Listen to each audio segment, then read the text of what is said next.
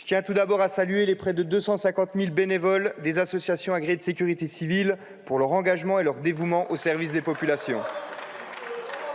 Si vous avez suivi une formation aux gestes de premier secours, vous avez sûrement été formé par des bénévoles de ces associations. Si vous participez à un festival ou que vous faites une course à pied, vous verrez ces femmes et ces hommes qui donnent de leur temps pour encadrer et sécuriser les événements rassemblant du public. Durant la crise sanitaire, ils ont joué un rôle important pour la campagne de vaccination. Ils étaient aux côtés de nos sapeurs-pompiers lors des inondations dans le Pas-de-Calais et œuvrent activement dans nos villes aux maraudes sociales. Vous l'aurez compris, les associations agréées de sécurité civile constituent un pilier essentiel de notre modèle de sécurité civile. Pourtant, l'existence même de nos associations agréées est aujourd'hui menacée. Je suis rapporteur spécial du budget de la sécurité civile et cela fait 2 ans que j'alerte sur les menaces qui pèsent sur nos associations. 2 ans que je plaide pour une hausse des subventions qui leur sont allouées et une réforme de leur modèle de financement. En 2024, les 17 associations agréées n'ont perçu que 160 000 € de subventions. Pour vous donner une idée, cela revient pour la Fédération nationale de la protection civile à 50 centimes d'euros par bénévole. Alors quand j'ai vu à l'ordre du jour de notre Assemblée la proposition de loi de M. Chenevard, je me suis dit « enfin ».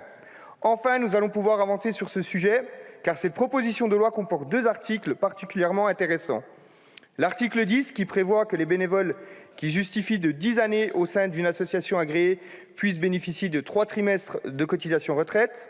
L'article 16, qui prévoit la création d'un fonds de garantie des associations qui permettrait de remédier à leurs problèmes de financement actuels.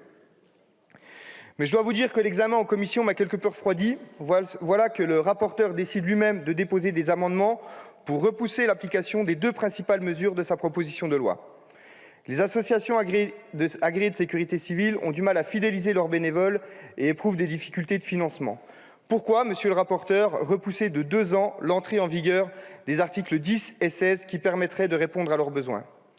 Vous allez même encore plus loin puisque vous avez déposé des amendements qui excluent les associations ou bénévoles qui assurent les formations de nombreux dispositifs.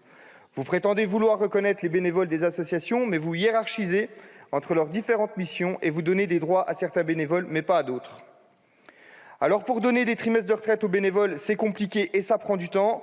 En revanche, chers collègues, pour créer de nouvelles niches fiscales, pour permettre aux plus riches et aux grandes entreprises de payer moins d'impôts, là vous êtes rapide et efficace. Réduction d'impôts pour les entreprises qui font un don aux associations, passage de 66 à 75% de réduction d'impôts sur les revenus des dons par les particuliers, ouverture de la déduction fiscale à l'impôt sur la fortune immobilière, exonération de taxes foncières.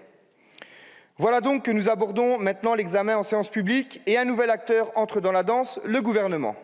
Le gouvernement qui a déposé des amendements pour purement et simplement supprimer l'ouverture de droit au CPF, supprimer la comptabilisation du temps bénévole comme temps de travail effectif, supprimer le fonds de garantie et bien évidemment supprimer les trimestres de retraite pour les bénévoles. Il s'agit précisément des mesures qui étaient les plus attendues.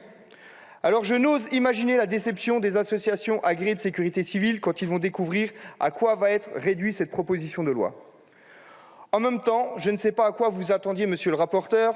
C'est votre majorité relative et le gouvernement qui a fragilisé le modèle de financement des associations agréées de sécurité civile en leur imposant la certification Qualiopi, extrêmement onéreuse et chronophage, en sortant du CPF de nombreuses formations et en ne luttant pas contre la concurrence d'organismes de formation peu scrupuleux.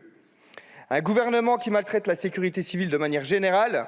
Il a amputé de 52 millions d'euros le budget de la sécurité civile il y a 1 mois.